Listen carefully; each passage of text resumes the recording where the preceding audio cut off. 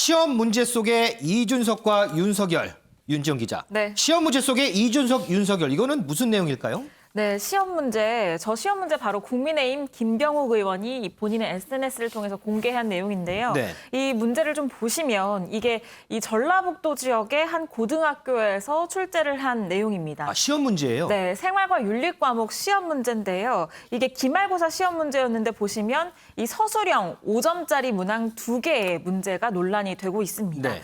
이 정약용의 목민심서, 플라톤의 국가라는 책과 관련된 내용인데 이 논란이 되는 건 저 붉은색으로 칠해져 있는 괄호 안의 내용입니다. 저 괄호 안을 보시면 이 최근 정치권에 윤석열 엑스파일의 장모와 처 그리고 이준석의 병역 비리 등의 쟁점을 염두에 두며라고 나와 있습니다.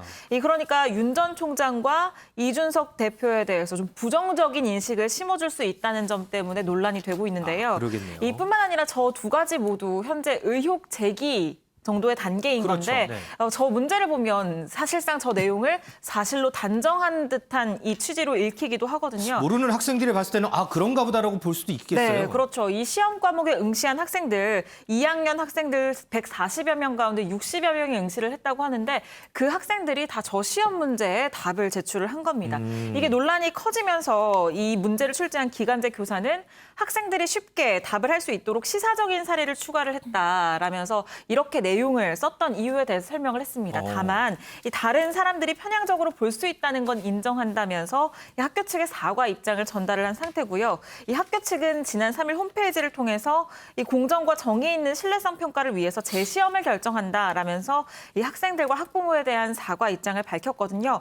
결국 재시험이 치러지게 됐습니다. 아, 다시 시험을 봤어요? 네, 바로 내일 치러질 예정인데요. 이 오후 1시부터 25분 동안 문제가 됐던 두 문항만 다시 시험을 진행을 하게 됐습니다.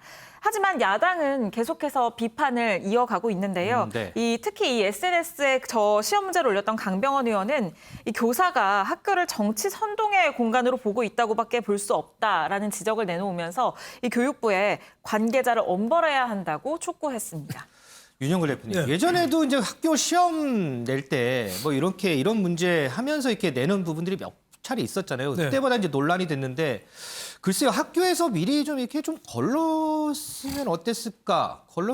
걸릴 수 있는 시간은 없었을까요? 제가 보기에는 그런 시스템의 문제죠. 뭐 교사가 잘못 냈더라도 학교에서 좀 검증하는 시스템을 좀 갖춰야 되는데 그냥 일방적으로 나와버렸어요. 그러니까 그런 시스템이 좀 안 갖춰진 거 아니냐. 뭐 학교에서 시사적인 신문에 나오는 거를 동원해서 정약용의 목민심서나 플라톤의 국가론, 목민심서하고 국가론은 정의를 논하는 거잖아요. 네. 목민심서는 공직자의 길, 네. 그리고 플라톤의 국가론은 정의와 인간의 삶에 대해서 논하는 고전이잖아요. 네네. 그러니까 지금 나오는 엑스파일이나 이준석 국민의힘 대표의 병역 비리 의혹, 네. 그거 아직 사실 판명 난 것도 아니고 의혹 일각에서 수준이에요, 지금은. 의혹인데 네. 그거를 저렇게 빗대서 목민심서랑 플라톤의 준 거에서 답을 쓰라면 뭐라고 쓰겠어요, 학생이? 정답은 뭐겠어요?